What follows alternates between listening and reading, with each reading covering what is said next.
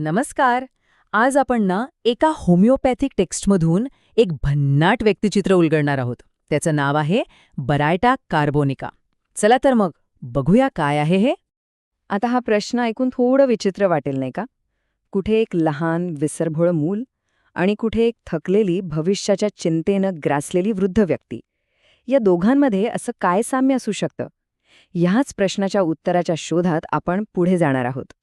आणि गंमत म्हणजे या ग्रंथानुसार या दोन्ही टोकांच्या प्रश्नाचं उत्तर एकाच शब्दात दडलेलं आहे, बरायटा कार्बोनिका.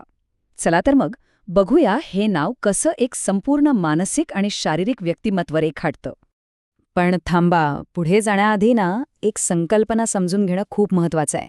ती म्हणजे कॉन्स्टिट्यूशनल रेमेडी. म्हणजे काय? तर हे असं औषध आहे जे फक्त वरवरच्या सर्दी खोकल्यावर काम करत नाही. ते थेट माणसाच्या मूळ प्रकृतीवर, त्याच्या संपूर्ण शारीरिक आणि मानसिक जडणघडणीवर काम करतं. ओके, तर सुरुवात करूया या व्यक्तिचित्राच्या सगळ्यात महत्त्वाच्या भागापासून, म्हणजे मानसिक आणि भावनिक स्थिती. आतून मनात ही व्यक्ती कशी असते. आणि बघा, हा ग्रंथ अजिबात भीडभाड ठेवत नाहीये. तो थेट म्हणतो मतिमंद आणि मूर्ख. आता हे शब्द ऐकायला कठोर वाटतील, पण हे वर्णन आहे त्या मुलांचं ज्यांना शिकायला खूपच जास्त वेळ लागतो, ज्यांची स्मरणशक्ती कमजोर असते आणि ज्यांना छोट्या छोट्या गोष्टीही पटकन कळत नाही. पण खरी गंमत तर इथे आहे. म्हणजे बघा, एका बाजूला हे लहान मुलांसारखं मंद चित्र आणि दुसऱ्या बाजूला एकदम उलट प्रौढ व्यक्तींमधली चिंता. माझा बिझनेसचं काय होईल, भविष्याचं काय? म्हणजे बालपणापासून ते म्हातारपणापर्यंत दोन्ही टोकं हे एकच व्यक्तिचित्र कव्हर करताय. कमाल आहे नाही का?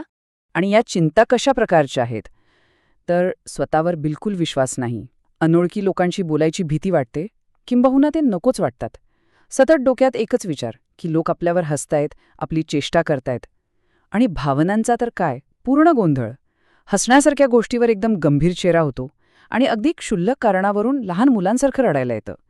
म्हणजे एक प्रचंड असुरक्षित असं मानसिक जग तयार होतं. चला, आता मनाच्या या गुंतागुंतीच्या जगातून बाहेर येऊया आणि बघूया की शारीरिक पातळीवर हे व्यक्तिचित्र कसं दिसतं. ही तुलना बघा, किती स्पष्टपणे सगळं समोर आणतीये. एका बाजूला आहे बरायटा बाल, म्हणजे असं मूल जे बुटकं आहे, ज्याची शारीरिक आणि मानसिक वाढच थांबल्यासारखी आहे. आणि दुसऱ्या बाजूला बरायटा वृद्ध, म्हणजे अशी व्यक्ती जी अकालीच म्हातारी झालीये. शरीर थकलेलं पण मन मात्र बालिश, हाय ब्लड प्रेशर आणि इतर आजारांनी ग्रासलेलं. अक्षरशः आयुष्याची दोन टोकं एकाच चित्रात बांधली आहेत. आणि या चित्रातले बाकीचे शारीरिक तपशील काय सांगतात? तर उंची कमी, ग्रंथी सुजलेल्या, विशेषतः गळ्याकडच्या, चेहरा असा पफी म्हणजे सुजल्यासारखा दिसतो, पोट फुगलेलं असतं. आणि खूप महत्वाची गोष्ट, या व्यक्तींना थंडी अजिबात सहन होत नाही. त्यांना चिरी पेशंट म्हणतात. ठीक आहे, आपण मन पाहिलं, शरीर पाहिलं, पण जेव्हा आजारपण येतं तेव्हा ते कसं येतं? त्याचं काही ठरलेलं पॅटर्न आहे का? हो, आहे. बघूया बरायटा कार्बोनिका अवस्थेत आजार नेमका कुठे आणि कसा हल्ला करतो. या ग्रंथानुसार एक ठरलेला क्रम आहे. सगळ्यात आधी काय होतं? अगदी सहज सर्दी पकडते. पण गंमत म्हणजे ही सर्दी नाकातून वाहत नाही, ती थेट घशात जाऊन बसते. आणि मग टॉन्सिल्स सुचतात. आणि हा त्रास फक्त तिथेच थांबत नाही, तर हळूहळू शरीरातल्या इतर ग्रंथींपर्यंत पण पोचतो. हे एक दुष्टचक्रच आहे जणू. आणि या एकाच पॅटर्नमधून किती वेगवेगळ्या समस्या तयार होतात बघा.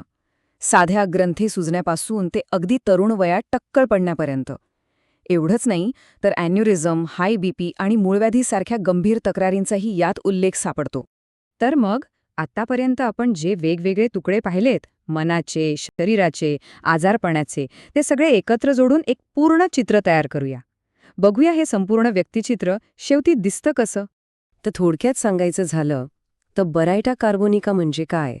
हे एक असं व्यक्तिचित्र आहे ज्याचा मूळ गाभा आहे खुंटलेली वाढ, मग ती शारीरिक असो किंवा मानसिक. हे चित्र आपल्याला आयुष्याच्या दोन टोकांवर दिसतं, एकतर लहान मुलांमध्ये किंवा अकाली वृद्ध झालेल्या लोकांमध्ये. आणि या चित्राची ओळख काय? तर चिंता आणि वारंवार होणारा घशाचा संसर्ग. आणि हे सगळं आपल्याला एका खूप मूलभूत प्रश्नावर आणून थांबवतं. विचार करा, एक साधा, निर्जीव पदार्थ तो इतक्या गुंतागुंतीच्या मानवी व्यक्तिमत्वाचा आरसा कसा काय बनवू शकतो? त्याच्यात भावना, भीती, शारीरिक ठेवण आणि आजारपणाचा एक विशिष्ट पॅटर्न कसा काय प्रतिबिंबित होऊ शकतो? हा प्रश्न आपल्याला थेट होमिओपॅथिक विचारधारेच्या मुळाशी घेऊन जातो.